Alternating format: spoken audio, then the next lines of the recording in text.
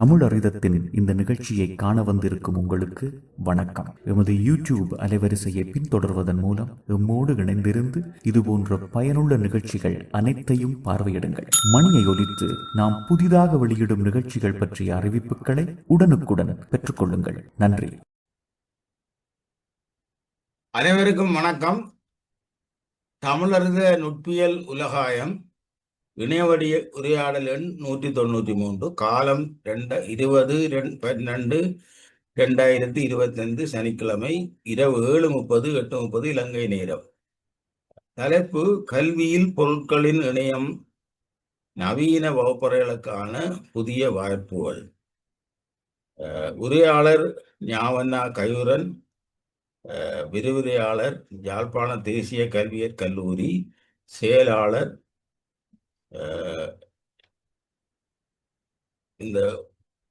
இந்த நிகழ்வை ஒருங்கிணைப்பு செய்வது செயலாளர் சீனா சரவண பவானந்தன், தமிழர்தம் ஆகிய நான். இப்பொழுது உரையாடலுக்குள் வாருங்கள். ஒரு சிறிய அறிமுகத்தோடு நீங்கள் உரையாடலுக்குள் வாருங்கள் கையூரன் அவர்களே. நன்றி. அனைவருக்கும் வணக்கம். இந்த தமிழறிதம் குழுமத்தினருக்கும் அதன் செயலாளர் சரவண ஆனந்தம் அவர்களுக்கும் என்னை இந்த நிகழ்வுக்கு ஊக்கப்படுத்திய குருசேத்திரம் குழுமம் மற்றும் அதன் ஸ்தாபகர் கலாநிதி பரமானந்தம் சார் அவர்களுக்கும் இந்நேரம் நன்றி கலந்த வணக்கங்களை தெரிவித்துக் கொண்டு, நான் எனது பேர் ஞானானந்தன் கஜூரன். நான் யாழ்ப்பாணம் தேசிய கல்வியற் கல்லூரியிலே விரிவுரையாளராக கடமையாற்றி வருகின்றேன்.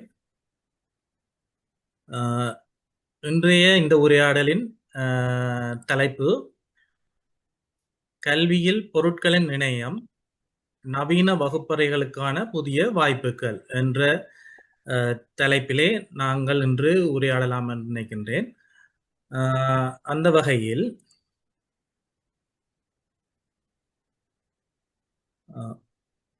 இன்றைய கல்வி எண்ணிய கல்வியாக பரிணாமம் அடைந்து வருகின்றது. எமது புதிய கல்வி சீர்திருத்தத்தின் ஊடாக எண்ணிய கல்வி, டிஜிட்டல் எஜுகேஷன் என்றதை முன்னுரிமைப்படுத்தி அதன் ஆரம்ப கட்டம் வருகின்ற வருடத்திலே ஆரம்பிக்க இருக்கின்றோம். அந்த வகையில் ஆனால் வெளிநாடுகளில் நாங்கள் பார்த்தோம்னா அந்த எண்ணிய கல்வியை தாண்டி அவை அடுத்த கட்டத்துக்கு தயாராகி போய்கொண்டிருக்கணும். அதாவது ஸ்மார்ட் எஜுகேஷன் என்று சொல்றது. அந்த ஸ்மார்ட் எஜுகேஷன் ஒரு பகுதியாக இந்த பொருட்களின் இணையம் என்ற இன்டர்நெட் ஆஃப் திங்ஸ் என்று சொல்றது, அதை நான் சுருக்கமா IoT என்று சொல்லுவோம், அது காணப்படுகின்றது. அந்த வகையில நாங்க ஒரு சின்ன அறிமுகம் ஒன்று இந்த டிஜிட்டல் எஜுகேஷனுக்கும் ஸ்மார்ட் எஜுகேஷனுக்கும் என்ன வித்தியாசம் என்று பார்த்துட்டு அங்கால போனால் நல்லா இருக்கும்னு நினைக்கிறேன். அந்த வகையில் டிஜிட்டல் எஜுகேஷன் என்ற கன்செப்டே நாங்கள் எங்களுக்கு இந்த கோவிட்டால் வந்த ஒரு நன்மையாக நாங்கள் சொல்லலாம். கோவிட் பேரிடரின் போது தான் நமது இலங்கையில் கல்வி நிகழ்நிலையாக மேற்கொள்ளப்பட்டது. அதற்கு முன்வரை நிகழ்நிலை மற்றது எண்ணிய சாதனங்களை பாவிக்கிறது எல்லாத்தையும் நாங்கள் எண்ணிய கருவிகளை உபயோகிக்கிற எல்லாத்தையும் நாங்கள் பிள்ளைகள்கிட்ட இருந்து தூரத்தான் வச்சிருந்தாங்க, அவாய்ட் பண்ணி கொண்டு இருந்தாங்க. ஏழுமானளவு தவிர்த்து கொண்டே வந்தோம். ஆனால் இந்த கோவிட்டுக்கு பிறகு நாங்கள் எண்ணிய சாதனங்கள் ஊடாகத்தான் கல்வியை வழங்க வேண்டிய ஒரு நிலைமை வந்ததால் அதன் நேர்வகையான தன்மைகளை கூட அறியக்கூடியதாக இருந்தது. அந்த வகையில் நாங்கள் எண்ணிய கல்வி என்று பார்க்க ஆன்லைன்ல படிக்கிறது, புக்கை பயன்படுத்துறது, இப்போ நான் செய்கிற மாதிரி ப்ரெசன்டேஷன்களை செய்கிறது, இப்படியான விடயங்கள்லாம் கூடுதலாக இருக்குது. ஆனால் அடுத்த கட்டமாக நாங்கள் திறன் கல்வியா ஸ்மார்ட் எஜுகேஷன் என்று போய்க்க எல்லாம் தன்னியக்கமாக மாறுறது கூடவா இருக்கு. உதாரணத்துக்கு தானியங்கியாக மாணவர் வரவை பதிகிறது, அதிபர் எங்கே இருந்தாலும் பாடசாலையை முற்று முழுதாக கண்காணிப்பில் வச்சு கொள்ளலாம். மாணவற்ற நலன் சம்பந்தமான விடயங்கள் எல்லாம் இணையமூடாகவே மேற்கொள்ளப்படும். இவ்வாறான விடயங்கள் எல்லாத்தையும் உள்ளடக்கினதாக இந்த ஸ்மார்ட் எஜுகேஷன் காணப்படுது. இதுன்ற ஒரு அடிப்படையாக இருக்கிறது இந்த பொருட்களின் இணையம் என்ற விடயம். அது சம்பந்தமான மேலதிக விளக்கங்களை நாங்கள் பார்க்கலாம்.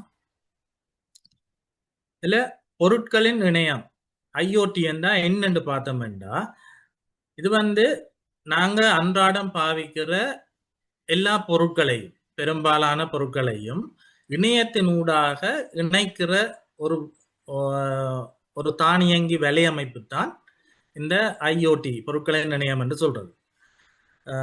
இது தகவல்களை சேகரிக்கிறது, தகவல்களை பரிமாற்றுறது, தானியங்கியாக செயற்பட வைக்கிறது, இது எல்லாத்தையும் உள்ளடக்கின ஒரு பொருட்களின் இணைப்பு வலையமைப்பு தான் இந்த ஐஓடி என்று சொல்லுவோம். இப்போ உதாரணமா நீங்க சில இடங்கள்ல அதை அனுபவிச்சு இருப்பீங்க, அதே நேரம் வீடியோக்கள்லையும் பார்த்திருக்கலாம். இந்த வீட்டுல லைட் எரிஞ்சோன்னு இருந்தா நாங்க போனிலேயே பார்த்து அதை ஆஃப் பண்ணக்கூடியதா இருக்கு. இப்போ நாங்கள் கரண்ட்டை சமைக்கிறோம் பண்ணிட்டு லைட்டுகளை சில வேலை ஓஃப் பண்ணாமல் போயிடுவோம். அப்போ ஃபோனில் பார்த்து ஓஃப் பண்ணலாம். இல்லாட்டி நாங்கள் வீட்டை விட்டு வெளியே போய் ஆட்டோமேட்டிக்காக லைட் எல்லாம் ஆஃப் ஆகும். அப்படியான விடயங்கள் எல்லாம் இந்த ஐஓடிக்கு ஒரு சிறிய உதாரணமாக சொல்லலாம். அது மாதிரி ஒரு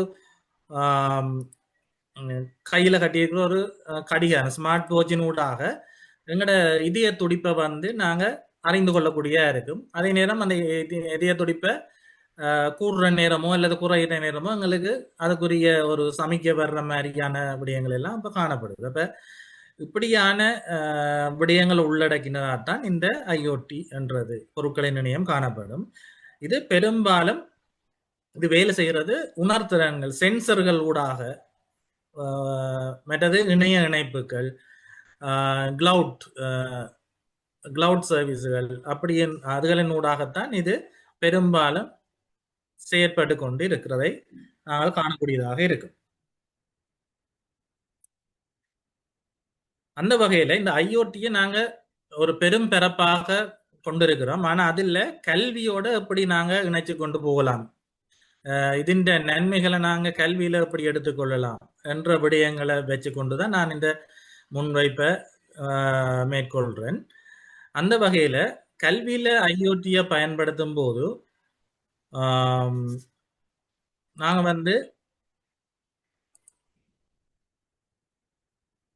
அதை வகுப்பறை சார்ந்ததாகவும், மாணவர் சார்ந்ததாகவும், ஆசிரியர் சார்ந்தது, நிர்வாகம் சார்ந்தது, இப்படி பல விதமா நாங்க நோக்கலாம். ஏண்டா ஒவ்வொருத்தருக்கும் இந்த ஐஓடி என்றது பிரயோசனமா இருக்கும். அப்ப இவை அனைத்தையும் ஒன்றிணைத்து ஒரு வலையமைப்பா நாங்க கல்வியில அதை பயன்படுத்தினோம்டா அதை நாங்க கல்வியில ஐஓடி என்று சொல்லலாம். இது இப்ப உடனுக்குடன் நடக்கிற நிகழ்வுகளை எல்லாம் உடனுடனே இத்தைப்படுத்தி கொண்டு போறதுக்கு எல்லாம் இலகுவாக இருக்கு. அந்த வகையில முதல் எங்களுக்கு எல்லாருக்கும் தெரிஞ்ச ஸ்மார்ட் கிளாஸ் ரூம் என்ற கன்செப்டுக்கு வருவோம். அந்த விடயம் இப்ப திறன் வகுப்பறைகள், நான் இப்ப பாடசாலையில போய் பார்த்தோம்னா திறன் வகுப்பறை என்று சொல்லி ஒன்று வச்சிருக்கோம். அனிமா எல்லா ஸ்கூல்லையும் இப்ப இருக்குது திறன் வகுப்பறைகள். அந்த வகுப்பறைக்கு போனோம்னா பிரதானமா அங்க திறன் பலகை மட்டும்தான் இருக்கும், ஸ்மார்ட் போர்ட் மட்டும்தான் இருக்கும். அது இருந்தா அந்த ரூமை நாங்க அந்த வகுப்பறைய திறன் வகுப்பறை என்று சொல்லுவோம். ஆனா உண்மையில திறன் வகுப்பறை என்றது தனிய திறன் பலகையை மட்டும் கொண்ட வகுப்பறையை நான் திறன் வகுப்பறை என்று சொல்றேன். அங்க மாணவர்கள் எண்ணிய கருவிகளை கையாளணும். பல விதமான எண்ணிய கருவிகள் ஊடாக அங்க கற்றல் கற்பித்தல் செயற்பாடுகள் நடக்கும். ஆசிரியர் தனியே காட்சிப்படுத்தலுக்காக மட்டும் திறன் பலகையை பயன்படுத்துறத திறன் வகுப்பறை ஸ்மார்ட் கிளாஸ் ரூம் என்று நாங்க சொல்ல மாட்டோம். ஆனா இங்க பெரும்பாலும் அப்படித்தான் நடக்குது. அப்ப இப்படி திறன் வகுப்பறைய மேலும் மெருகூட்டுறதுக்கு இந்த ஐஓடி என்ற விஷயம் முக்கியமாக காணப்படும். இப்ப திறன் வகுப்பறையில ஒரு விஷயத்தை நாங்க விஷுவலா பார்க்கலாம், கேட்கலாம். அதே நேரம் காட்சிப்படுத்தல்களை மாணவர்கள் கையாளுற மாதிரி, தொட்டுற மாதிரி, வேற ஒரு கணனி, வேற ஒரு லேப்பு, இப்போ சயின்ஸ் லேப்புக்குள்ள மாணவர்களை இன்னொரு இடத்துல இன்னொரு நாட்டில் உள்ள சயின்ஸ் லேப்பை கூட இங்கே இருந்து கொண்டு அது மாணவர்கள் கையாளுற மாதிரி அப்படியெல்லாம் செய்து கொள்ளலாம். இது வந்து மாணவர்களின் கற்றல் ஆர்வத்தை இன்னும் அதிகரிக்கும். அதே மாதிரி டிஜிட்டல் எண்மிய நூலகம் இருக்குது. மாணவர்கள் வகுப்பறையில் இருந்து கொண்டு அந்த நூலகத்தில் தேடி புத்தகங்கள் எடுத்துக்கொண்டு நாங்கள் இங்கே ஆசிரியர்களுக்கு மாணவர் பதில் சொல்ற மாதிரி எல்லாம் இருக்குது. இது எல்லாத்தையும் உள்ளடக்கித்தான் திறன் வகுப்பறை இருக்கணும் மொழிய தனிய திறன் பலகையை வச்சு கொண்டு மட்டும் திறன் வகுப்பறை காணப்படக்கூடாது. அடுத்து நாம் மாணவர்களுக்கான ஐஓடி எப்படி இருக்குமென்று பார்ப்போம். இப்போ இதை கொஞ்சம் நான் கூடுதலாக பார்க்கலாம்னு நினைக்கிறேன். இந்த ஐஓடி பொருட்களுக்கான இணையம் என்றதன் மூலம் மாணவர்கள்ட வந்து தனிப்பயனாக்கப்பட்ட கற்றலை வந்து சாத்தியமாக்குது. நான் உதாரணமா எல்லா ஆசிரியர்களும் கூடுதலா சொல்ற விடயம், வகுப்புல 30 மாணவர்கள் இருந்துச்சுன்னா 30 பேரும் 30 விதமா இருப்பினோம். நாங்க என்னண்டு 30 விதமா படிப்பிக்கிறது. நாங்க 7 மாணளவு குறிப்பிட்ட ஒரு பொதுவான கற்பித்தல் முறைகளை தான் பயன்படுத்தும். 30 விதமான கற்பித்தல் முறைகளை பயன்படுத்துறதுன்றது சாத்தியம் இல்லை. இப்ப 30 விதமான மாணவர்கள் இருக்க 30 விதமா படிப்பிக்க இயலாதுதான் குறிப்பிட்ட காலத்துக்குள்ள. ஆனா இந்த பொருட்களின் இணையம் என்ற விடயம் மூலம் மாணவர்கள் சுய கற்றலை ஊக்குவிக்கிறதால மாணவர்கள் வந்து தாங்களா தங்களுக்கு என்ன வழியில போனா தங்களை ஈஸியா கற்றுக்கொள்ளலாமோ அந்த வழியில போய் அதை தானாக கற்றுக்கொள்ளணும். அப்ப அந்த ஐஓடி என்ன செய்யுதுன்னா மாணவர்கள்ட கெப்பாசிட்டி அவன் திறனுக்கு ஏற்ற மாதிரியான வழிகளில் கல்வியை வழங்குறதுக்கு உதவியா இருக்கு.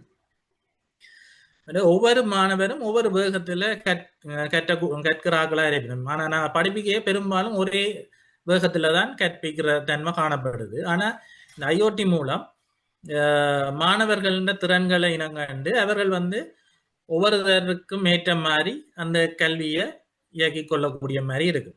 உதாரணத்துக்கு இப்ப நிகழ்நிலையில கற்கிறது. இப்ப மாணவர் விளங்காட்டி திருப்பி திருப்பி அதை கற்றுக்கொள்ளலாம். அதே நேரம் இப்ப வகுப்பறைக்கு வராத ஒரு மாணவன் வீட்டில் இருந்து கொண்டே அன்றைய வகுப்பறைய நிகழ்நிலையில கற்றுக்கொள்ளலாம். இப்படியான விடயங்கள் எல்லாம் இதுல காணப்படும். அதே போன்று மாணவர்கள் வந்து வரவு வந்து ஆட்டோமேட்டிக் தன்னியங்கியா வந்து வரவுகளை பதிகிறதா இருக்கலாம். இல்ல உதாரணத்துக்கு மாணவற்ற முகத்தை இப்ப நாங்க அலுவலகங்கள் எல்லாம் கைவிரல் அடையாளம் முகத்தை பதிவு செய்கிறோம், அப்படி வரவுகளை பதிகிறோம். அது மாதிரி மாணவர்களுக்கும் இருக்கு. மாணவர்கள் வகுப்புல என்டர் பண்ணிக்க ஆட்டோமேட்டிக்கா அந்த வரவு பதியப்படும். அந்த தரவுகள் எல்லாம் அலுவலகத்துக்கும் தானாகவே பெற்றுக்கொள்ளக்கூடிய அதிபர் அதை பெற்றுக்கொண்டு தானாகவே அதை கண்காணிக்கிறது மேற்பார்வை செய்யறதெல்லாம் ஈஸியாக இருக்கு. அது மாதிரி சில டிவைசஸ் இருக்கு. இப்ப கையில நான் ஏற்கனவே சொன்ன மாதிரி நாங்க அணிகிற டிவைசஸ் ஊடாக எங்கட உடல் நலம் மாணவர்களின் உடல் நலம் பாதுகாப்பு, இப்ப மாணவர் எந்த நேரம் எங்க நிக்கணும் என்றதை அறியலாம். அதே நேரம் மாணவர்களோட உடல் நலம் என்ன நிலைமையில இருக்குன்னு அறியலாம். இது எல்லாம் கண்காணிக்கிறது ஈஸியாக இலகுவான விடயமா இருக்கு. அப்ப மாணவர்கள் பாதுகாப்பான ஒரு சூழலுக்கு இருக்கேக அவைண்ட கற்றுக்கொள்ற ஆர்வம் வந்து அதிக அளவிலே இருக்கு. அதே போன்று மாணவர்கள் வந்து திறன் பலகைகள் மூலம் படங்களை வந்து நேரடியாக தொட்டு வீடியோக்கள் 3D முப்பரிமாண மாதிரிகளின் ஊடாக கற்றுக்கொள்றது, இவ்வாறான விடயங்கள் வந்து அவர்களை இன்னும் ஆர்வத்துடன் கற்க செய்து, அதே நேரம் ஆசிரியர் மாணவர்களுக்கு இடையிலான முரண்பாடுகளை தவிர்த்து கூடுதலாக ஆசிரியர் மாணவர் இடைவினையை வந்து கூட்டுறதாக காணப்படும். அதே போன்று இந்த ஐஓடி மூலம் நாங்க கற்கிறதனூடாக அவற்ற அவதானிப்புகள் எல்லாம் நாங்க ஒப்சர்வ் பண்ற ஆசிரியர் வந்து அவதானிக்கிற எல்லாத்தையும் உடனே பதிவு செய்து கொண்டிருந்தா உடனடியான பிரதிபலிப்பையும் பெற்றுக்கொள்ளக்கூடியதாக இருக்கு. இதுல முக்கியமான ஒரு விடயமாக இந்த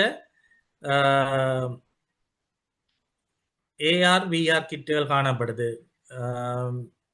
இதுல வந்து எண்மிய சாதனங்களை வந்து பயன்படுத்தி நாங்கள் இப்போ உள்ள நிஜ உலகத்தை வந்து பார்க்கலாம். இப்போ உதாரணத்துக்கு நாங்கள் இப்போ திடீரென்று இப்போ பிரமிட்டை பற்றி படிக்கிறோம்னா உடனடியாக நாங்கள் பிரமிட்டுக்கு போய் பார்க்க இயலாது. ஆனால் நாங்கள் ஒரு வீடியோவாக பிரமிட்டை காட்டி படிக்கலாம். அதே மாதிரி இப்போ கூகுளில் ஸ்ட்ரீட் வியூ இருக்கு. உதாரணத்துக்கு சொன்னால் ஸ்ட்ரீட் வியூவில் போய் நாங்கள் அந்த இடத்தையெல்லாம் சுற்றி பார்த்து படிப்பிக்கிற மாதிரி இருக்கு. அது இன்னொரு அட்வான்ஸாக என்னென்னா இந்த விஆர் கிட்டுகள் இருக்கு, விஷுவல் ரியாலிட்டின்னு சொல்றது. இது வந்து என்னென்னா நாங்கள் கற்பனை உலகம், அதாவது நாங்கள் இப்போ உதாரணத்துக்கு இப்போ டைனோசர் வாழ்ந்த காலத்தையெல்லாம் நாங்கள் இப்போ இழந்துட்டோம் அழிஞ்சிட்டோன்னு சொல்கிறோம். ஆனால் அந்த உலகத்தை போய் பார்க்குற மாதிரியான ஒரு பிம்பத்தை நாங்கள் இந்த விஆர் கிட்டுகளினூடாக உருவாக்கலாம். அதே மாதிரி ஒரு எங்கட கோள் மண்டலங்களை பார்க்குறேன்டா அந்த விஆர் கிட்டினூடாக நாங்கள் அந்த கோள் மண்டலத்துக்குள்ளே சஞ்சரிக்கலாம். சஞ்சரித்து பார்க்க நாங்கள் இப்போ வாயால் ஒரு விடயத்தை மாணவர்களுக்கு சொல்றதை விட அவையல் அதை ரியலைஸ் பண்ணுங்க. நம்ம அதுக்குள்ள போய் உள்ளுக்கு போய் பார்க்குற மாதிரியே எல்லாம் முப்பரிமாண தோற்றங்கள்ல காட்சிகளா காணப்படும். அது மாதிரி நான் ஏற்கனவே சொன்ன மாதிரி ஆய்வு கூடங்கள், இப்ப நாங்க பல பாடசாலைகள்ல ஆய்வு கூடங்கள் இருக்காது. ஆனா நாங்க இன்னொரு இடத்துல உள்ள ஆய்வு கூடத்தை பாடசாலையில இருந்து கொண்டு பயன்படுத்துற மாதிரியான விடயங்கள் எல்லாம் இந்த பொருட்களின் இணையம் மூலம் சாத்தியமாகுது.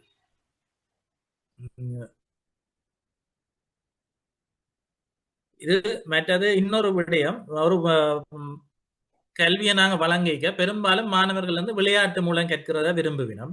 அந்த விளையாட்டை வந்து சிறப்பாக விளையாட்டு மூலம் கற்கிறத சிறப்பாக வழங்குறதுக்கு வந்து இந்த ஐஓடி வந்து பெருமளவுல பங்காற்றுது. இதுல முக்கியமான இன்னொரு விடயத்தை நாங்க நோக்கலாம், மாணவர்களுக்குரியது. இப்ப மாணவர்கள்ல கேட்டல் குறைபாடு, பார்வை குறைபாடு, இப்படியான விடயங்கள் உள்ள ஆக்கள் வந்து இந்த பொருட்களின் இணையம் ஐஓடி வந்து கூட சென்சர்ல வேலை செய்யறதால அவர்களை வந்து நாங்க கல்வியில ஈடுபடுத்துறது வந்து இலகுவாக இருக்கு. உதாரணத்துக்கு பார்வை குறைபாடு உள்ள ஆக்கள் வந்து அச்சிடப்பட்ட ஒளி வடிவில் கேட்கலாம். இப்ப நாங்க ஒரு இடத்துல டச் பண்ணினோம்டா, அதை தொட்டோம்டா, அந்த குறிப்பிட்ட ஒரு ஸ்மார்ட் பென் இருக்கும், அதால தொட்டோம்டா அது அதை சவுண்ட் ஒளிய வடிவில் அதை கொடுக்கும். என்னத்தை தோடினமோ அது தொடர்பான விளக்கங்களை கொடுக்கும். அப்ப படிக்கிறது வந்து ஈஸியா இருக்கும். இப்ப ஒரு திறன் பேசியில கூட நாங்க என்ன செய்யலாம்டா, மாணவர்கள் ஒவ்வொன்றையும் தொடுதனூடாக அவைக்கு வந்து அது தொடர்பான விளக்கங்கள் வழங்கப்பட்டு கொண்டு இருக்கும். அது மாதிரி செவித்திறன் குறைபாடு உடைய ஆக்களுக்கு எல்லாம் அவைக்குரிய டிவைசஸ் மூலம் வீடியோக்கள் வந்து காணொலிகள் வந்து க்ளோஸ் அப்ல எல்லாம் காட்டலாம். இப்ப நாங்க சில விடயங்கள் மாணவர்கள் பார்க்கறதனூடாக கூட விளங்கிக் கொள்ளுவினம் செவித்திறன் குறைபாடுடையார்கள். அப்ப மிக நுணுக்கமான விடயங்களை கூட க்ளோஸ் அப்ல காட்டுறதனூடாக அவர்கள் விளங்கிக் கொள்றதா இருக்கும். அது மாதிரி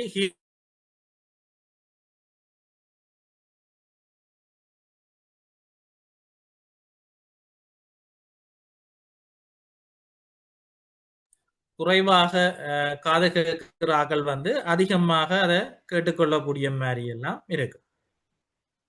மற்றது ஒரு சக்கர நாற்காலியில வார ஒரு மாணவன் வந்து வகுப்பறைக்கு உள்நுழைய வந்து சில இடர்பாடுகள் காணப்படும். அப்ப இந்த ஐஓடி வந்து சென்சர், அதுல வந்து இப்ப ஒரு ஆள் வாரண்டா அவருக்குரிய இப்ப சக்கர நாற்காலியில வார ஆளுக்குரிய வசதிகளை ஆட்டோமேட்டிக்கா தானியங்கியா ஏற்படுத்தி கொடுக்கும். அவர் உள்ளுக்கு வகுப்புல என்ன பண்றது, எங்க இருக்கணும், மற்றது அந்த சக்கர நாற்காலை கூட தானியங்கியா வேலை செய்யற மாதிரி எல்லாம் இந்த பொருட்களின் இணையம் என்றதன் மூலம் வழங்கிக் கொள்ளக்கூடியதாக இருக்கு.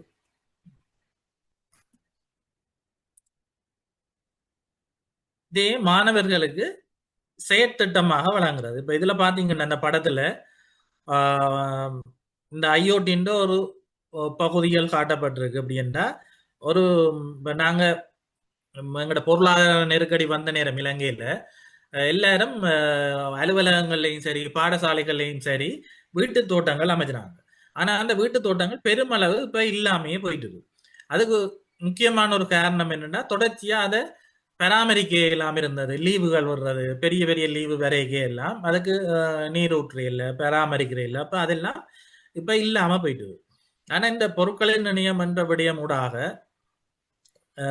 நாங்க வந்து எல்லாத்தையும் ஒருங்கிணைக்கலாம். இப்ப உதாரணத்துக்கு ஒரு பாடசாலை தோட்டம் இருக்குன்னா அந்த பாடசாலையில காணப்படுற நீர்ப்பம்மையும் அதே நேரம் தோட்டங்களுக்கு வந்து நீர் எவ்வளவு தூரம் செல்லணும், அதிண்ட ஈரப்பதம் எவ்வளவு இருக்கு, ஈரப்பதம் எவ்வளவு குறையக்க அங்க நீர் ஊற்றப்படணும் எல்லாம் இதுல தானியங்கி அமைப்பினூடாக ஓடினோ போட் என்று சொல்றது அதனூடாக செட் பண்ணலாம். அப்ப சென்சரும் அந்த ஓடினோ போட்டும் இருந்ததுண்டா நாங்க தானியங்கியா நீர் ஊற்றுறதெல்லாம் செய்யலாம், மோட்டரை வேலை செய்ய வைக்கலாம். தண்ணி தண்டபாட்டுக்கு போய் கொண்டிருக்கும், அளவான தண்ணி போகணும்னா அது நின்றும் தானாவே. அப்படி இருக்கு. அது மாதிரி ஒரு கழிவகற்ற முறைகள், டஸ்ட்பின்கள் அப்படியானதுக்கெல்லாம் இப்ப நான் கிட்ட போனோம்னா அது ஆட்டோமேட்டிக்கா தானியங்கியா அதை திறந்து கொள்ளும், அதை போட்டுக்கொள்ளும். அப்படியான செயற்திட்டங்களை மாணவர்களுக்கு வழங்குறனூடாக பாடசாலையும் மதால நன்மைகளை பெற்றுக்கொள்ளும். அதேவேளை மாணவர்களும் இது தொடர்பான திறன்களை பெற்றுக்கொள்வார்கள். இது அவர் வெளி உலகு போற நேரம் இவ்வாறான திறன்களை பயன்படுத்தி தாங்க பாரிய அளவிலான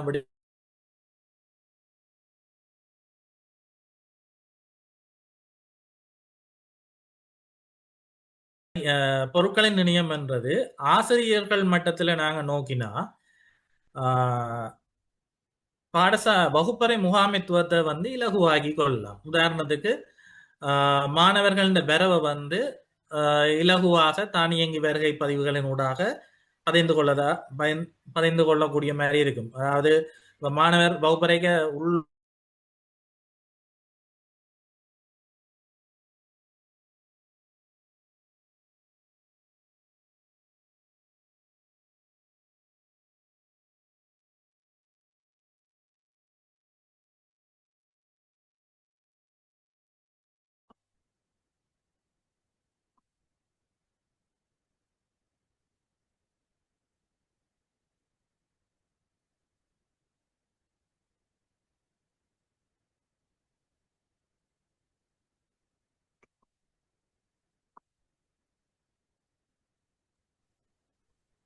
கயூரன் ஏதோ இணைய பிரச்சனையில் இருக்கிறீங்க போடாக்கு. கயூரன். ஆம் சார்.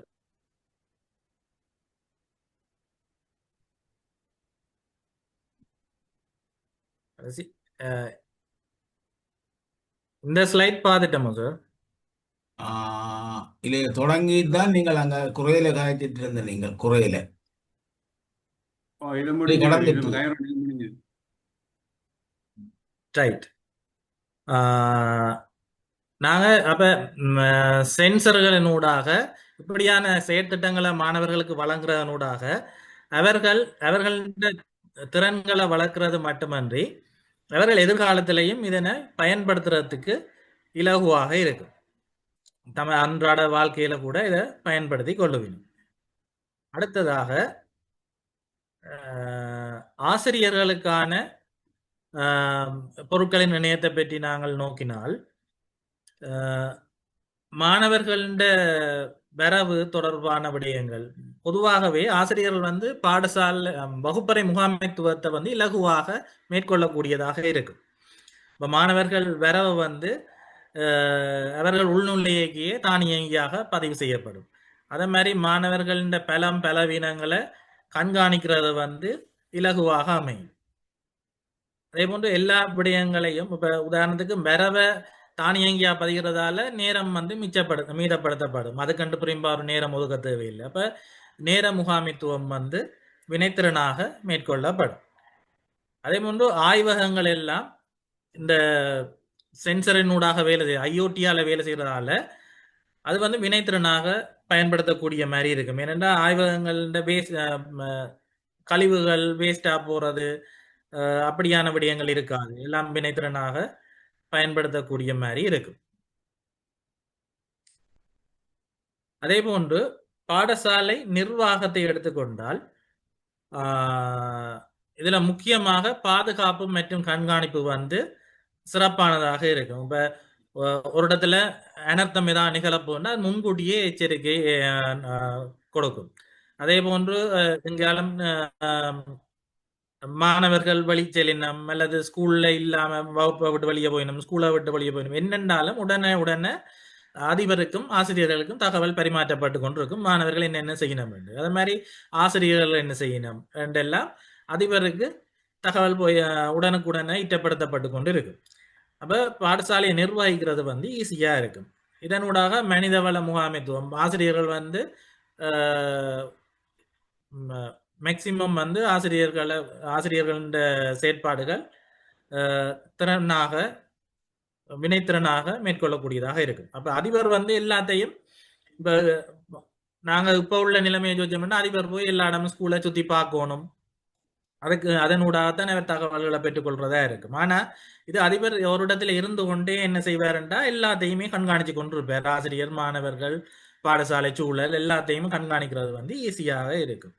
இது கண்காணிப்பு கேமராக்கள் எல்லாமே வந்து அதிபர் பாடசாலையில் நிற்கணும் இல்லை, அவர் எங்கேயாலும் ஒரு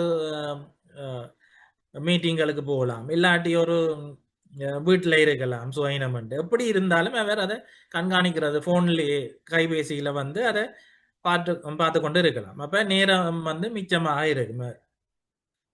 அது மாதிரி இப்போ பாடசாலையில் இப்போ பெரும்பாலும் என்ன நடக்கும்னா இந்த லைட் ஆஃப் பண்ணுறதுக்கு கடைசியாக ஒரு ஆள் சுற்றி பார்த்து எல்லா இடமும் லைட், எல்லா கிளாஸ் ரூம்லையும் லைட்டை ஆஃப் பண்ணி கொண்டு போவிடும். இப்போ அப்படியெல்லாம் இல்லாமல் இந்த பொருட்களின் நிலையம் என்ன செய்யும்னா லைட் எல்லாம் ஆட்டோமேட்டிக்காக மாணவர் எல்லாம் வெளியே போச்சுனோம்னா லைட் ஆஃப் ஆகிடும். இல்லையென்றாலும் அதிபரோ அல்லது ஆசிரியரோ எங்கே இருந்தாலும் இந்த திறன்பேசியிலேயே அந்த லைட்டை ஆஃப் பண்ணக்கூடியதாக இருக்கு. அதே போன்று பௌதிக வள முகாமைத்துவம், இதுவும் அந்த இணையத்தினூடாக இணைப்பதனூடாக இலகுவாக முகாமை செய்கிற மாதிரி இருக்கு. அதே போன்று எந்த ஒரு விடயத்துக்கும் சவால்களும் இருக்கும். இதுல இந்த பொருட்களின் இணையத்தை பொறுத்தளவில் செலவு தான் மிகப்பெரிய சவாலாக இருக்கும். ஏன்னா அதுக்குரிய பொருட்கள் எல்லாமே பெரும்பாலும் விலை உயர்ந்ததாக இருக்கிறதால செலவு கூடினதாக இருக்கு. அதே போன்று இது வந்து இலகுவாக பயிற்சி அளிப்பது கடினமாக இருக்கும். ஆசிரியர்களுக்கான பயிற்சி வழங்கிய அது தொடர்பான ஆர்வம் ஆசிரியருக்கு இருக்கணும். ஒரு விடயத்தை அறிஞ்சு கொள்ற ஆர்வம் இருந்தால் தான் ஆசிரியர் வந்து அதை இலகுவாக கையாளக்கூடியதாக இருக்கும். இந்த பொருட்களின் நிலையம் தொடர்பான ஒரு முன்னறிவு இருந்ததுன்னா இன்னும் இலகுவாக அவர் புரிந்து கொள்வார். மற்றது இணையத்தை பொறுத்தளவில் தரவு பாதுகாப்பு வந்து எப்பவுமே கேள்விக்குறிதான். எந்த இணையமா இருந்தாலும் இலகுவாக உள்நுழைந்து தரவுகளை திருடுறது, அழிக்கிறது இதெல்லாம் இலகுவாக நடந்து கொண்டிருக்கு. அப்ப அது சம்பந்தமான ஒரு பாதுகாப்பு பொறிமுறை காணப்படும். அடுத்து இணைய வசதி வந்து எல்லா இடமும் விரைவான இணைய வசதி இருந்தால்தான் அதை வச்சுக்கொண்டு இந்த பொருட்களின் இணையம் ஆக்டிவா இயங்கும், வினைத்திறனா செயற்படும். இல்லையண்டா செயற்படுத்துற கஷ்டமா இருக்கும். ஒரு சென்சர் வந்து இயங்கி அதன் ஃபீட்பேக் பின்னூட்டலை நாங்கள் எடுக்க போறோம்டா அந்த இணையம் வந்து வேகமாக இயங்கி கொண்டு இருக்கும். இதுக்கான தீர்வா குறைந்த விலையுடைய சென்சர்கள் பொருட்களை வச்சுக்கொண்டு ஆரம்பத்தில் நாங்கள் பயன்படுத்தலாம். அது மாதிரி இந்த இணைய குற்றங்கள், இணைய பாதுகாப்பு முறைகள் இணைய மோசடிகள்ல இருந்து பாதுகாக்கிறதுக்கான பாதுகாப்பு பொறிமுறைகளை வலுப்படுத்தி அதை பயன்படுத்துறது சிறப்பானதாக அமையும். தற்போது நாங்கள் பாரம்பரிய கல்வி முறையிலிருந்து எண்மிய கல்வி முறைக்குள்ள நிற்கிறோம். அதைத்தான் இப்போ ஆரம்பித்திருக்கிறோம். ஆனால் இந்த எண்மிய கல்வி முறையை தாண்டி திறன் வகுப்பறை, ஸ்மார்ட் லேர்னிங் என்ற விடயத்துக்குள்ள ஏனைய வளர்முக நாடுகள் சென்று கொண்டிருக்குது. அதை நோக்கி நாங்கள் பயணிக்குவோம். இப்போ அடுத்த கட்டமாக ஆர்டிஃபிஷியல் இன்டெலிஜென்ஸ், செயற்கை நுண்ணறிவோட இணைந்து இந்த பொருட்களின் இணையத்தை செயற்படுத்துறனூடாக இன்டெலிஜென்ட் கிளாஸ் ரூம் என்றதை நோக்கி உலகம் போய்கொண்டிருக்குது. அப்போ நாங்கள் எவ்வளவு தூரம் விரைவாக அடுத்தடுத்த கட்டத்துக்கு போகிறோமோ அவ்வளவுக்கு உலகத்தோட இணைஞ்சு பயணிக்கிற மாதிரி இருக்கும். இல்லையென்றா நாங்கள் உலகத்தோடு இணைந்து பயணிக்கிறது திருப்பியும் நாங்கள் கல்வியில் ஏனைய நாடுகளோட ஒப்பிடைக்க பின்னுக்கு தான் நின்று கொண்டு இருப்போம். ஒவ்வொரு ஸ்டெப் பின்னுக்கு நிற்கிற மாதிரி தான் இருக்கு.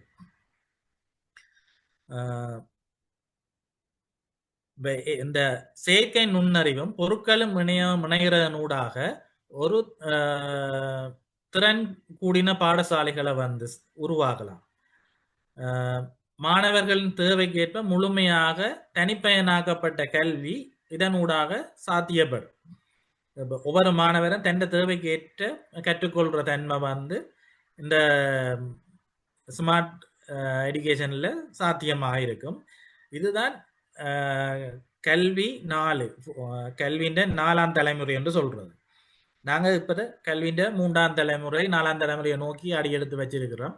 ஆனால் அது மிக பெரிய ஒரு தொலைவில் இலங்கையை பொறுத்தளவில் காணப்படுறதை நாங்கள் கண்கூடாக காண்றோம். இதே போன்று நாம் இறுதியாக ஒரு விடயத்தை சொல்லணும்னு நினைக்கிறேன்.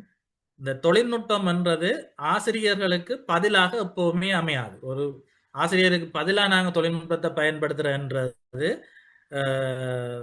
பெரிய பிரச்சனைக்கு எங்களை இட்டுச்சல். நாங்கள் இப்போ எல்லாத்துக்கும் இப்போ ஆர்டிஃபிஷியல் இன்டெலிஜென்ஸாக கேட்டுக்கொண்டிருக்கிறோம். ஆனால் ஆர்டிஃபிஷியல் இன்டெலிஜென்ஸ் ஏதோ ஒரு வகையில் எங்களுக்கு சார்பாக தார மாதிரி இருக்கும் மொழியே, ஆனால் எங்களோட உணர்வுகளை புரிஞ்சு கொண்டு அது பதிலளிக்கிறதா இருக்காது.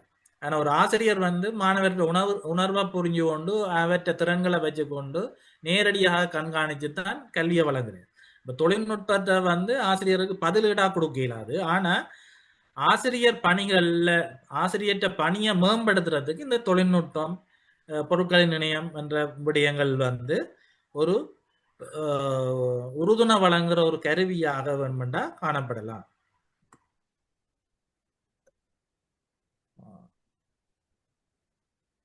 நன்றி. இதோட இந்த உரையாடலை நிறுத்தி கொண்டு கேள்வி வினா பகுதிகளுக்கு செல்லலாம். ஏதாவது கேள்வி கேட்கிறேன்னா கேட்கலாம். நன்றி கயூரன். நினையம்ன்றது ஒரு பெரியளவான பிறப்பு. அதுல ஒரு அறிமுகம் மட்டும்தான் இன்றைக்கு கொடுத்துருக்கேன். 1/2 மணி நேரத்துக்குள்ள அவ்வளவுதான் கொடுக்கலாம். இது சம்பந்தமா மேலதிக விளக்கம் தேவையண்டா இப்ப நிறைய யூடியூப்கள் வீடியோக்கள் எல்லாம் நிறைய இருக்குது, அதையும் பார்க்கலாம். இல்லாட்டி இன்னொரு தனிய ஒரு பகுதிக்கு மட்டும் அதை கூடின விளக்கமா பார்க்குறேன்னா இன்னொரு சந்தர்ப்பத்தில் அதையும் செய்கிறதுக்கு தயாரா இருக்கு.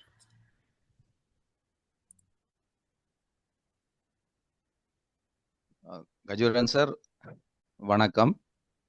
வணக்கம் சார், சொல்லுங்க. நான் ஆல்பர்ட் ரீகன். நான் ஒரு ஆங்கில ஆசிரியர்.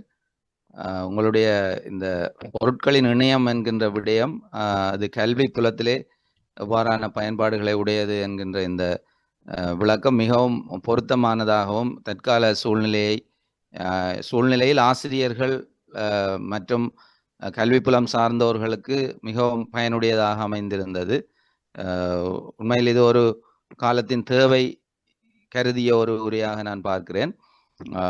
இதில் என்னுடைய கேள்வி என்னவென்று சொன்னால், கஜூரன் சார், இப்போ இந்த ஸ்மார்ட் கிளாஸ் ரூம் என்கின்ற விடயம் பரந்த அளவில் தகவல் தொழில்நுட்ப அறிவையும் ஏனைய தொடர்பாடல் திறன் சார்ந்த திறன்களையும் கொண்டிருக்கிறது.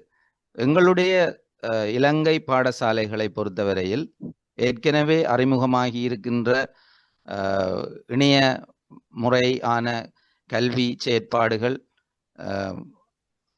கூட சில பல காரணிகளால் பின்னடைவில் இருக்கின்ற இந்த நிலையில இந்த ஸ்மார்ட் கிளாஸ் ரூம் போன்ற நடைமுறைகள் எவ்வாறான சவால்களை எதிர்கொள்ள போகின்றன, அதில் ஆசிரியர்கள் எவ்வாறான வழிமுறைகளில் தங்களை தயார்படுத்த வேண்டும், அவ்வாறான விடயங்களை நீங்கள் எப்படி பார்க்கிறீர்கள் என்பதுதான் என்னுடைய கேள்வி. நன்றி சார், உங்களுடைய உரைக்கு மிகவும் நன்றி. நன்றி சார். இது ஒரு நல்ல கேள்வி. என்னண்டா இப்ப பெரும்பாலும் ஆசிரியர்கள் வந்து வகுப்பறை முகாமைத்துவத்துல இடர்பாடு ஒன்று எதிர்நோக்கி கொண்டிருக்கணும். நான் ஒரு விரிவுரையாளர் ரீதியில ஆசிரியர் பயிற்சிகளை போய் பார்க்கிறேன். நான் அங்க என்னன்னா மாணவர்களை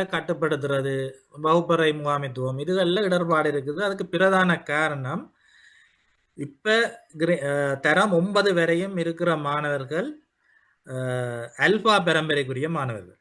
இப்ப அல்பா பரம்பரை மாணவர்கள் வந்து தொழில்நுட்பத்தோடையே இணைந்தவர்கள். அவருக்கு தொழில்நுட்பத்தை வந்து படிப்பிக்க தேவையில்லை. அவர்கள் இயல்பாகவே அந்த தொழில்நுட்பத்தை கற்றுக்கொண்டே இருப்பார்கள். இயல்பாக அதை பயன்படுத்தி கொண்டும் இருப்பார்கள்.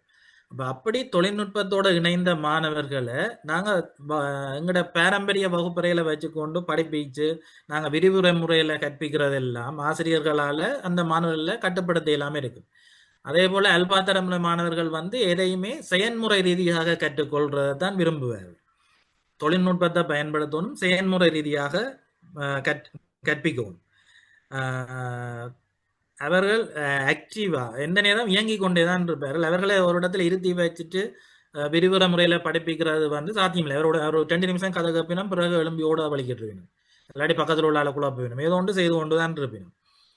அப்ப அந்த அல்வா தலைமுறை மாணவர்களுக்கு ஏற்ற மாதிரி கற்பிக்கணும்னா நாங்கள் தொழில்நுட்பத்தில் இறங்கி ஆகணும், வேற வழி இல்லை. அதே நேரம் ஒரு காட்சிப்படுத்தல், நான் அண்மையில் ஒரு ஆசிரியரை பார்த்தேன், ஸ்மார்ட் போர்டில் காட்சிப்படுத்திட்டு தான் படிப்பிக்கிறார். அது எப்படி காட்சிப்படுத்துறாருன்னா தான் கையால் எழுதினதை ஃபோட்டோ எடுத்து அதை ஸ்மார்ட் போர்டில் போட்டுட்டு படிப்பிக்கணும். அப்போ அதை விட ரிமைண்ட் ஷீட்டில் எழுதி காட்சிப்படுத்திட்டு படிப்பிக்கலாம். அப்போ அது வந்து அந்த பிள்ளைகளுக்கு கற்பித்தலில் ஈடுபடாது. அப்போ எப்பவுமே காட்சிப்படுத்தல்கள் வந்து சுவாரஸ்யமாகவும் மாணவர்களுக்கு ஆர்வத்தை தூண்டுற மாதிரியும் இருக்கணும். அப்போ ஸ்மார்ட் ரூம்ன்றது தனியாக காட்சிப்படுத்தல் இல்லாமல் மாணவர்கள் அதில் செயற்பட்டு ஸ்மார்ட் போர்டை மாணவர்கள் கையாளும்.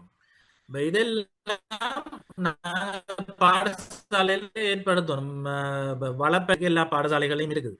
ஆனா ஏழுமான அளவு நாங்க கொஞ்சம் கொஞ்சம் என்றாலும் மாறி மாறிக்கொண்டு வந்தா தான் இப்ப அல்பா பெரும்பெற மாணவர்கள் வந்து அடுத்த தொடர்ச்சியா பீட்டா பெரும்பெற இப்ப வர தொடங்கினோம். 25ஆம் ஆண்டுக்கு பிறகு பிள்ளைகள் பீட்டா பெரும்பெற. அப்ப இன்னும் அட்வான்ஸா தான் நாங்க போய் யோசிக்கவும் செய்ய வேண்டி இருக்குது.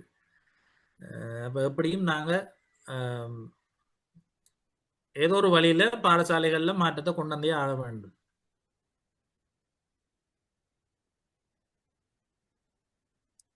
நன்றி சார், நன்றி உங்களுடைய விளக்கத்துக்கும். நான் ஒரு வைத்தியராக பணிபுரிந்து கொண்டிருக்கிறேன். நீங்க சொன்ன புது புது விஷயங்கள் மிகவும் பிரயோசனமாக இருந்தது. அதிர்ஷ்டா நிஷாந்தினி. சொல்லுங்க. நான் ஒரு வைத்தியராக பணிபுரிந்து கொண்டிருக்கிறேன்.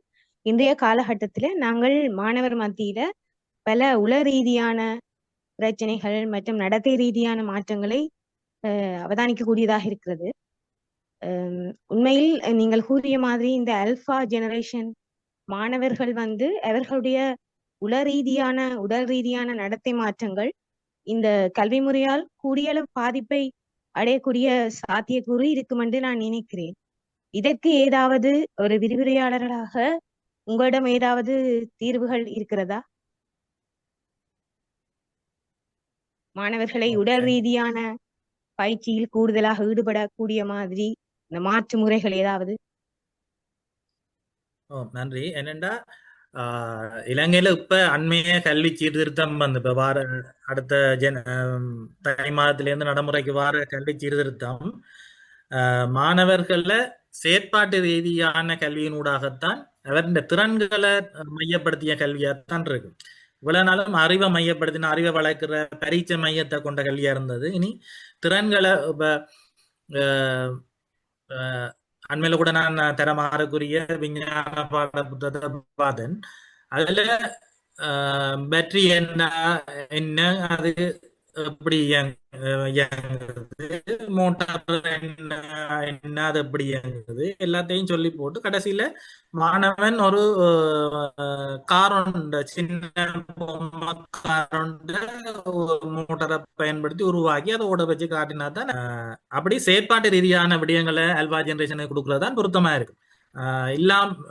அவ்வாறு இல்லாட்டி எப்பவுமே அது பிரச்சனையா தான் இருக்கு. மற்றது அல்வா ஜெனரேஷன் மாணவர்கள் எப்பவுமே ஆக்டிவா இயங்கி கொண்டிருப்பாங்க. அதில் ஒரு இடத்துல இருத்தி வச்சிருக்கீங்க. அப்ப மாணவர் எழும்பி ஓட பக்கத்துல உள்ள கதைக்க வலிக்கிட்டாலும் என்னாலும் செய்தா ஆசிரியர்கள் என்ன செய்யணும்னா அவற்றை அந்த அல்பா தலைமுறை எப்படி இருக்கும், அவைக்கு எப்படி கற்பிக்கணும்ன்றதை யோசிக்காம மாணவர்களை குளப்படி என்று சொல்லி முத்திர குத்தி அவையில பனிஷ் பண்றது, அப்படி தண்டனையை கொடுக்கறது, அப்படியான வேலைகளை செய்யணும். அது தவிர்க்கப்பட வேண்டும்.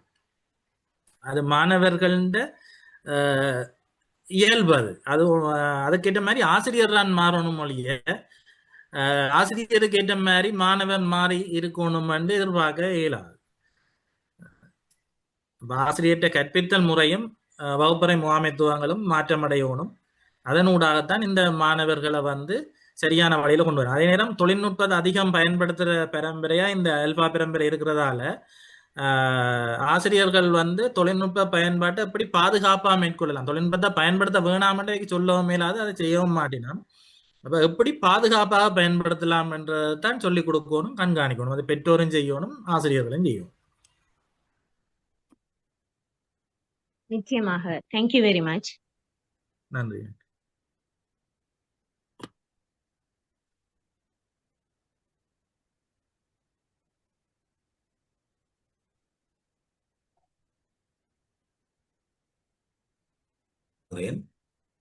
இந்த ஒரு தலைமுறை இடைவெளி இருக்கும் என்ற விடயம் இருக்கின்றது. இதிலே எதிர்கொண்டு வரக்கூடிய ஆசிரியர்களை எவ்வாறு நீங்கள் பாடசாலையோட தொடர்புள்ளவராக இருப்பது போல் தெரிகிறது, எவ்வாறு அவர்களை ஊக்குவித்து இதுகளே இது இப்ப புதிய கல்வி சீரத்திலே இந்த விடயம் இருக்கும் நினைக்கிறேன், செய்யலாம் என்றது கூறுங்கள்.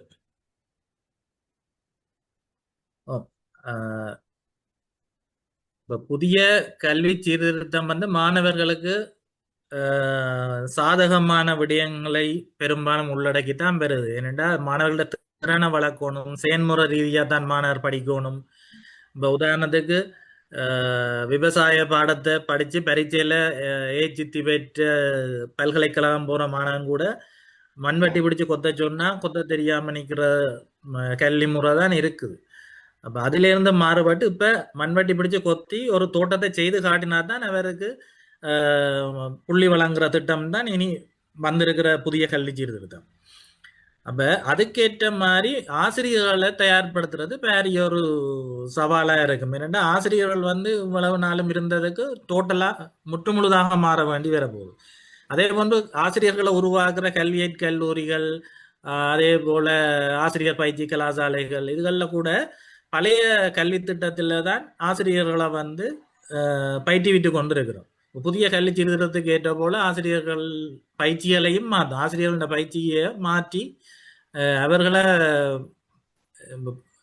இப்பத்த மாணவர்களுக்கு பொருத்தமான ஒரு ஆசிரியர்களாக வெளியே அனுப்ப வேண்டிய ஒரு தேவை இருக்குது. அதில் ஒரு தொய்வொன்றும் காணப்படுதுன்றதை ஏற்றுக்கொள்றோம்.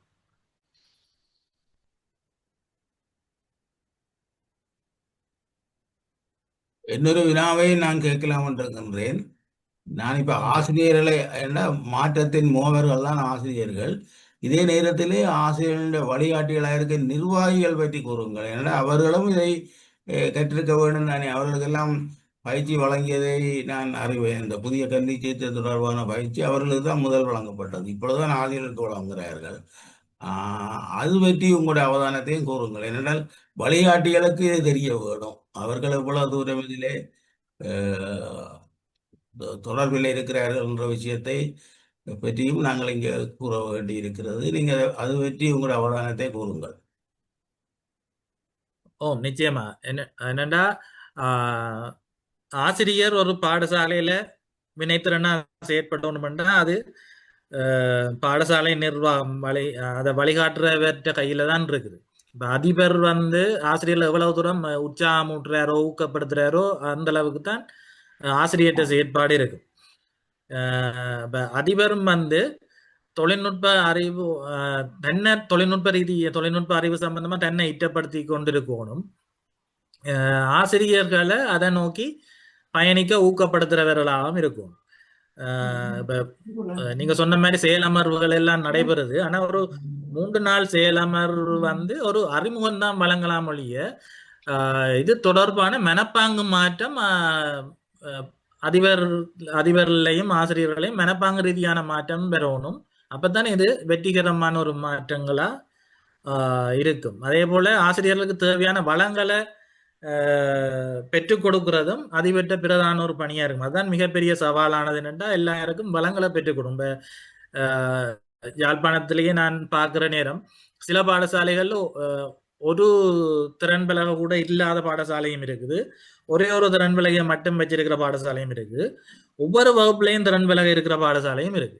அப்ப ஒவ்வொரு வகுப்புலையும் திறன் பலகை இருக்கிற பாடசாலையின் ஆசிரியர்களும் சரி, அதிபரும் சரி, மாணவர்களும் சரி, திறன் சார்ந்த ரீதியில கூடுதலாக அவர் தங்களை வெளிப்படுத்துற தன்மை கூடுதலாக காணப்படுது. அதே போல திறன் பலகை இருக்கிற சில பாடசாலைகள்ல 1-2 திறன் பலகை இருக்கிற பாடசாலைகள்ல அதை பயன்படுத்தாம அப்படியே மூடி வச்சிருக்கிற தன்மையும் காணப்படுது. அது அதிபர் தான் அதை ஊக்கப்படுத்தணும் ஆசிரியர்களை செய்விக்கிறதுக்கு. இப்ப புதுசா சில ஆசிரியர்கள் இப்ப எங்கட காலேஜில் இருந்து போற பிள்ளைகள்லாம் அதை தூசு தட்டி பயன்படுத்துற பாடசாலையும் நான் போற நேரங்களில் கண்டிருக்கிறேன். அப்ப அதிபர்கள் அதுல கூட அக்கறை எடுத்து அதை செயற்படுத்துற தன்மை மனப்பாங்கு ரீதியான மாற்றம் அதிபர் ஆசிரியர்கள் கட்டாயம் பெறும்.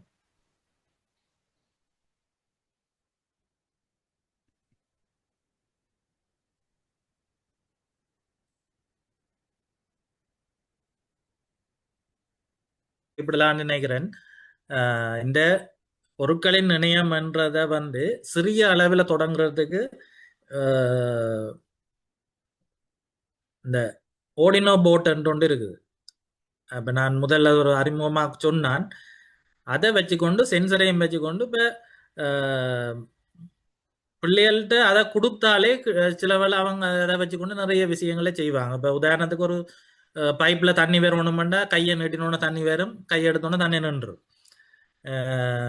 வகுப்பறைக்க போகணுன்னா லைட் எரியும், வெளியே போய்க்க வரும். இதுகளெல்லாம் அந்த சின்ன ஒரு டிவைஸை வச்சுக்கொண்டே மாணவர்களே அதை செய்வினோம். அப்போ அவைக்கு அதை ஒரு செயற்திட்டமாக கொடுக்கலாம். அப்படியான செயற்பாடுகள் ஈஸியாக செய்யலாம். அது அந்த திறனை இந்த பொருட்களின் நிர்ணயம்ன்றதை நாங்கள் பெரிய விஷயமா பார்க்காம சின்ன சின்ன மாணவர்கள்ட்ட அறிமுகப்படுத்தி அதை செய்ய வைக்கலாம். அந்த திறன் விருத்தி செயலமர்கள் மாதிரி செய்து அப்படியெல்லாம் செய்து மாணவர்கள்ட்ட அதை கொன்றலாம் இலகுவா. இந்த மாணவர்களுக்கு அது எங்களை விட அது கூட தெரியும் அது சம்பந்தமா. நான் ஜிம்ப்ரோண்ட மன்ன சென்சே பாய்ஸ் காலேஜ்ல இருந்து கிடைக்கிறேன். நான் கிரேட் 10ல படிக்கிறேன். நீங்க சொன்ன ஐஓடி தொழில்நுட்பங்களை எப்படி என்னால் இன்னொரு மேம்பட்ட ரீதியில் பயன்படுத்த முடியும்? அதாவது இப்போ எனக்கு டீச்சர்ஸோட ஒத்துழைப்பு இல்லாத பட்சத்திலையும் என்னால் இன்னும் மேம்பட்ட ரீதியில் எவ்வாறு நான் கற்கிறேன் நீங்கள் கொஞ்சம் உங்கள் அனுபவத்தை பயன்படுத்தி சொன்னோன்னு மகிழ்ச்சியாக இருக்கு.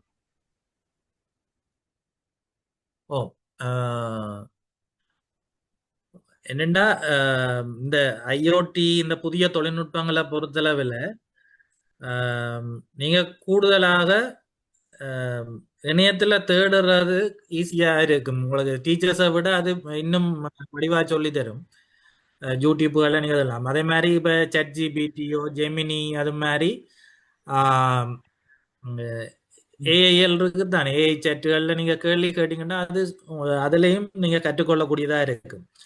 இப்ப ஆர்வமுள்ள நீங்க அப்படியான விடயங்களூடாக கற்றுக்கொண்டு அதை செயற்படுத்தலாம். அது மாதிரி சின்ன சின்ன அளவுலாம் செய்யணும் இல்லை, பெரிய ஃபார்மிங்குகள் கூட பெரிய பெரிய தோட்டங்கள் கூட இந்த ஐஓடியை வச்சுக்கொண்டு ஃபுல்லா அதை முகாமை செய்கிற எல்லாம் நடக்குது. ஒரு கோழி பண்ணையா இருக்கட்டும், ஒரு விவசாய பண்ணையா இருக்கட்டும், இல்லாட்டி ஒரு வீட்டை கூட ஒரு ஸ்மார்ட் ஹோம்னு சொல்லுவோம், எல்லாத்தையுமே இதால கண்ட்ரோல் பண்ணக்கூடியதா இருக்கு.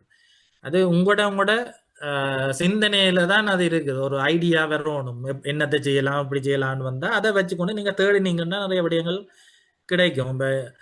இல்லாட்டி அது சம்பந்தமான இணையங்கள் என்ன இருக்குது அப்படி போய் பார்க்கலாம்னா நான் அதை குறிப்பிட்ட ஒரு விடயத்துக்குள்ள வச்சுக்கொண்டு எல்லாத்தையும் உதாரணமா இதுல காட்டி காட்டி உங்களுக்கு சொன்னா சில வேலை உங்களுக்கும் பிரயோசனமா இருக்கும். அதனால நிறைய நேரம் எடுக்கும்ன்றதாலதான் நான் அதுகளை ஆட் பண்ணே இல்லை இதுக்குள்ள. முதல்ல அப்படிதான் யோசிச்சேன் நான்.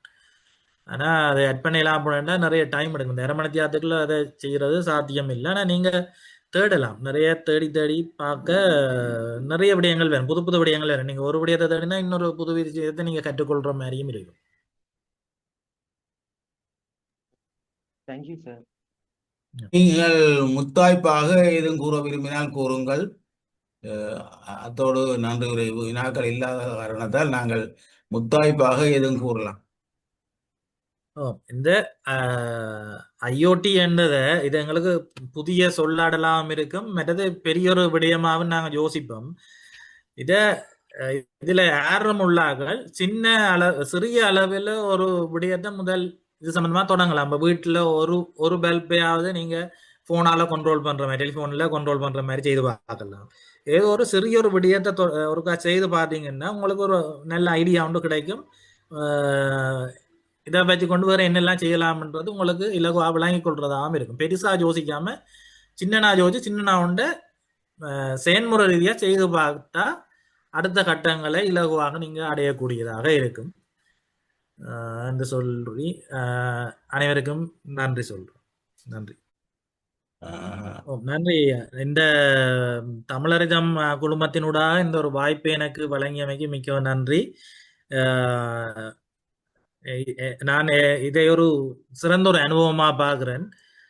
தொடர்ச்சியாக இவ்வாறான உரையாடல்கள்ல பங்கு பெற்றது அது எனக்கும் அது நல்லம். என்ற சில விடயங்கள் ஐடியாக்களை பகிர்ந்து கொள்றதுக்கும் இலவா இருக்கு. நான் வேணுமெண்டா குறிப்பிட்ட ஒரு விடயத்துக்குள்ள உதாரணங்கள் வீடியோக்களை காட்டி அப்படி கொஞ்சம் வித்தியாசமா செய்யறேன்னா செய்யலாம். அது இன்னும் நல்லா இருக்கும். நன்றி. நன்றி. இப்பொழுது நன்றி உரைக்காக சானா ஆல்பர்ட் ரீகன், உறுப்பினர் தமிழர்தம், ஆங்கில ஆசிரியர், திருவண்ணாமலை புனித சுவிசேப்பர் கல்லூரி திருவண்ணாமலை. இப்பொழுது அவர் நன்றியுரைக்காக அழைக்கப்படுகிறார். வாருங்கள். அத்தோடு இந்த நிகழ்வு நிறைவை நோக்கி அடுத்த உரையாடலுக்காக நிறைவை நோக்கி செல்வோம். நன்றி ஐயா. தமிழரிதம் இணைய அமைப்பினால் நிகழ்த்தப்படுகின்ற இணையவழி உரையாடலின் 193வது உரையாடலில் கலந்து கொண்டிருக்கும் அன்பு உறவுகள் அனைவருக்கும் இந்நேர வணக்கத்தை முதற்கண் கூறிக்கொண்டு எனது நன்றி உரையினை ஆரம்பிக்கின்றேன். இவ்வுரையாடல் சிறப்புற இடம்பெற வாய்ப்பளித்த எல்லாம் வல்ல இறைவனுக்கு முதற்கண் நன்றியை கூறிக்கொண்டு, கல்வியில் பொருட்களின் இணையம், நவீன வகுப்பறைகளுக்கான புதிய வாய்ப்புகள் என்ற முக்கிய தலைப்பில் இன்றைய இணையவழி உரையாடலானது சிறப்பாக இடம்பெற்றது. இதனை மேற்கொண்ட வளவாளர் திரு ஞாவண்ணா கயூரன், யாழ்ப்பாணம் தேசிய கல்வியியல் கல்லூரியின் விரிவுரையாளர் அவர்களுக்கு நிகழ்ச்சி ஏற்பாட்டுக்குழு மற்றும் பங்கு பெற்றுனர்கள் அனைவரின் சார்பாக நமது மனமார்ந்த நன்றியை தெரிவிப்பதில் மகிழ்ச்சி அடைகின்றோம். விரிவுரையாளர் திரு கயூரன் எனது அன்பு நண்பர் என்பதுடன் அவருடன் இணைந்து கல்வி முதுமானி கற்கை கற்பதற்கு வாய்ப்பு கிடைத்ததில் நான் மகிழ்ச்சி அடைகின்றேன். அந்த நேரத்திலே நான் அவருடைய கற்றல் ஆர்வம், கல்வித்துறை மற்றும் தகவல் தொழில்நுட்பம் ஆகியவற்றில் அவரது சிரத்தையான ஈடுபாடு மற்றும் அர்ப்பணிப்பை நான் பார்த்திருக்கின்றேன். இன்று அவருடைய ஒரு பிரசன்டேஷன், அதாவது அவருடைய ஒரு சிறப்பான ஒரு கலந்துரையாடல் ஒன்றை நான் பார்ப்பதற்கு வாய்ப்பு கிடைத்தது. மிகவும் முக்கியமான ஒரு தலைப்பிலே அவர் காலத்துக்கு மிகவும் பொருத்தமாக ஆசிரியர்களுக்கும் மாணவர் சமுதாயத்துக்கும் தேவையான ஒரு விடயம், அதை பற்றி பேசியிருந்தார். அவருடைய அந்த பேச்சு, அதாவது இது ஒரு அறிமுக உரையாகத்தான் இருந்தது இந்த பொருட்களின் இணையம் என்ற விடயத்துக்கு. இருந்தாலும் இது பல பேருக்கு ஒரு புதிய விடயமாக இருக்கும், நான் உட்பட என்று நினைக்கிறேன். ஏனென்றால் முக்கியமாக நாங்கள் நினைப்பது இந்த இணைய வழியிலே கற்றல் கற்பித்தலுக்கு ஒரு ஜூம் தொழில்நுட்பத்தை எவ்வாறு பயன்படுத்துவது என்பதில் தான் நாங்கள் இப்பொழுது அடிப்படையாக நின்று கொண்டிருக்கிறோம். ஆனால் விரிவுரையாளர் கயூரன் அவர்கள் எவ்வாறு நாங்கள் அதனை விட மேலாக பாடசாலைகளுக்குள் ஒரு திறன் வகுப்பறை முறைமையை அறிமுகப்படுத்துவதன் மூலம் நிர்வாக ரீதியாக மட்டுமன்றி கற்றல் செயற்பாடுகளுக்கும் இது எவ்வளவு தூரம் பயனுடையது என்ற விடயங்களை விலாவாரியாக கதைத்திருந்தார். அதே போல அவருடைய வினாக்களுக்கான விடைகளிலும் அவர் மாணவர் சார்ந்த, ஆசிரியர் சார்ந்த சவால்களை எவ்வாறு வெற்றி கொள்ளலாம் என்ற விடயங்களையும் பேசியிருந்தார் இந்த பொருட்களின் இணையம் பயன்பாடு தொடர்பாக. அந்த வகையில் அவருக்கு எமது தமிழறித குழுமம் சார்பாக மனமார்ந்த நன்றிகளை மீண்டும் தெரிவிப்பதில் மகிழ்ச்சி அடைகின்றோம். மேலும் இந்த இணையவழி உரையாடலை சிறந்த முறையில் ஒருங்கிணைப்பு செய்து வழங்கி வருகின்ற தமிழறிதத்தின் செயலாளர் திரு சி சரவணபவானந்தன் ஐயா அவர்களுக்கு மிக்க நன்றியை தெரிவித்துக் கொள்கின்றேன். இவ் இணையவழி உரையாடலுக்கான தொழில்நுட்ப உதவியை வழங்கி வரும் தமிழ் ஜேர்னல்ஸ் அமைப்பினருக்கு எமது சிறப்பான நன்றியை கூறிக்கொள்ளுகின்றேன்.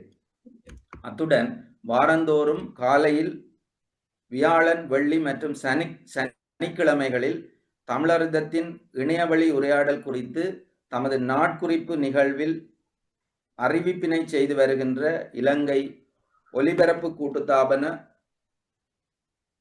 தென்றல் வானொலிக்கு எமது சிறப்பான நன்றியை கூறிக்கொள்ள இந்த நேரத்தில் நாங்கள் கடமைப்பட்டிருக்கின்றோம்.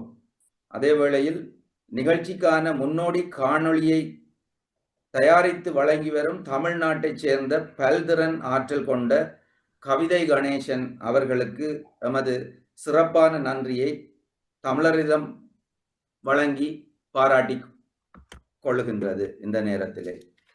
அத்துடன் இன்றைய நிகழ்வில் கலந்து கொண்டு நிகழ்ச்சியை சிறப்பித்த கல்வித்துறைசார் ஆசிரியர்கள், கல்வியலாளர்கள், ஆசிரிய மாணவர்கள், நலன் விரும்பிகள் அனைவருக்கும் எமது உளமார்ந்த நன்றியை கூறிக்கொள்ளுகின்றோம். சிறப்பாக நிகழ்வில் தமது வினாக்கள் மூலமாக நிகழ்விற்கு அணி செய்து இவ்வுரையாடலை ஊடாட்டம் நிறைந்த ஒன்றாக மாற்றிய பங்கு பெற்றினர்கள் அனைவருக்கும் இனிய நன்றி. நிறைவாக இன்றைய உரையாடலை கல்வித்துறை சார்ந்தோர் யாவருக்கும் பயனுடையதான ஒரு தலைப்பில் சிறப்பான தயார்படுத்தலுடன் மேற்கொண்டு சிறப்பித்த எமது விரிவுரையாளர் திரு ஜாவண்ணா கயூரன், யாழ்ப்பாண தேசிய கல்வியியல் கல்லூரி அவர்களுக்கு மீண்டும் ஒரு முறை மனமார்ந்த நன்றியை கூறிக்கொள்கின்றேன். வேறு யாருக்காவது நன்றியை கூற தவறி இருந்தால் அவர்களுக்கும் இந்த நேரத்திலே எனது பணிவான நன்றியை தெரிவித்து இந்த நன்றியுரை கூறலுக்கான வாய்ப்பினை எனக்கு அளித்த தமிழறிதம் குழுமத்தினருக்கு நன்றியை கூறி விடைபெறுகின்றேன். நன்றி, வணக்கம். நன்றி அல்பர்ட் ரீகன். இத்துடன் நாங்கள் இந்த நிகழ்வை நிறைவு செய்ய இருக்கிறோம்.